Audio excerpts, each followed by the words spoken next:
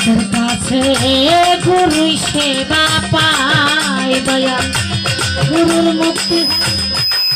কেউ বা বলে গুরুর মুক্তি হয় ভক্তের সেবায়, তখন গুরু